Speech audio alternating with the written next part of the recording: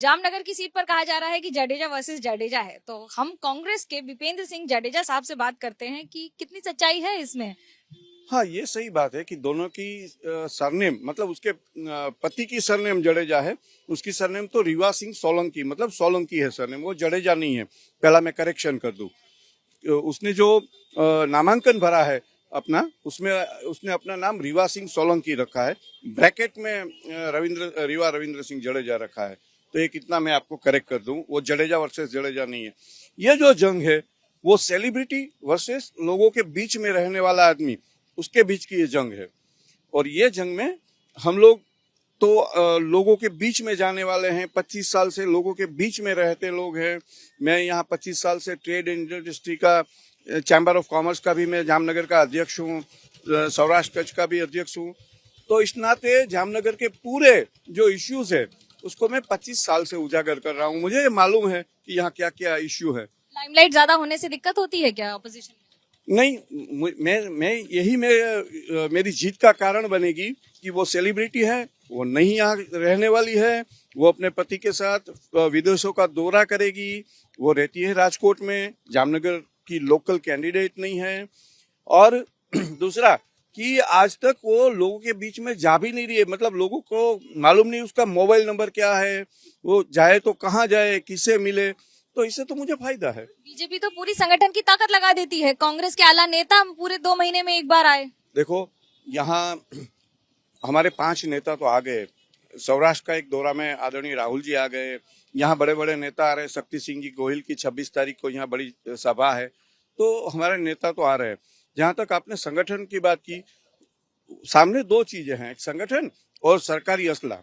वो दोनों मिला के इलेक्शन लड़ रहे हैं। पर आखिर तो जनता जनार्दन है, वो तय करेगी कि उसका नेता कौन होगा।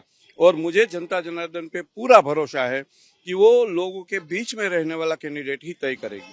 जब बात होती है नरेंद्र मोदी की या फिर चाणक्य कहे जाने वाले अमित शाह की, तो और उनकी जो ताकत लग जाती है और आप सिंगल हैंडेड, कभी ऐसा लगता है कि पार्टी से सपोर्ट कम है? देखो, ये जो आप बता रहे हैं ना, वो गुजरात के 27 साल का मैं बताऊं आपको कि यदि भाजपा को ऐसा लगता था कि हम जीत सकते हैं, तो अभी भाजपा की जो एमएलए हैं उनमें से 41 एमएलए तो कांग्रेस से गए हुए हैं।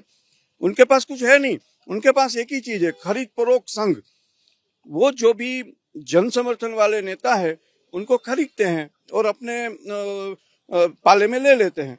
उसके पास जन समर्थन वाले नेता है ही नहीं। 41 नेता तो उसने कांग्रेस से लिए हैं। कांग्रेस के नेता तो टिप्पणी कर जाते हैं कि प्रधानमंत्री अपनी औकात जान लेंगे और इस तरह के शब्दों का इस्तेमाल करते हैं। देखते हैं इनको? मैं आदरणीय प्रधानमंत्री छोड़िए, मैं सामने वाले किसी के लिए मेरे मुंह से ऐसे शब्द निकाल नहीं सकता हूँ, क्योंकि मैं सभ्य समाज से आता हूँ और वो समाज में किसी पॉलिटिकली हमारे दोनों के व्यू अलग हो सकते हैं, लेकिन व्यक्तिगत तौर पे या जो संवैधानिक पद पे है उसके अगेंस्ट कोई ऐसी लैंग्वेज करना मैं उचित नहीं समझता। अभी अपने विरोधी पक्ष को क्या कहेंगे? बस यही कि मेरा सामना डट के करिए। अभी भी आप धीरे हैं, डट के करिए ताकि मैं भी और जोरों से आपके सामने निकलूं। जीतेगा कौन? ऑब्वियसली या लोग सेलिब्रिटी जिताएंगे या लोगों के बीच में रहने वाला जिताएंगे। इसके फैसले का मतलब क्या होगा? वही लोगों के बीच में रहने वाला ही जीतेगा ना। आप एक वोटर होती तो आप सेलिब्रिटी को वोट करती या जो लोग आपके पास रोज आपकी समस्या हल करने आते उसको वोट देती? ये तो मैं बैलेट बॉक्स में बताती हूँ आपके सामने थोड़ी। हाँ, तो बस तो इसका मतलब आपने डिनाई नहीं किया। तो मैं जो बोल रहा हूँ तो उसका एक साइड से समर्थन हो गया। चुप रहना भी एक बारे में सन्नाटे ज्यादा तेज चीर के बता देता है। कैमरा पर्सन सूरज पांडे के साथ मनोज्ञा लोईवाल, जामनगर, एबीपी न्यूज।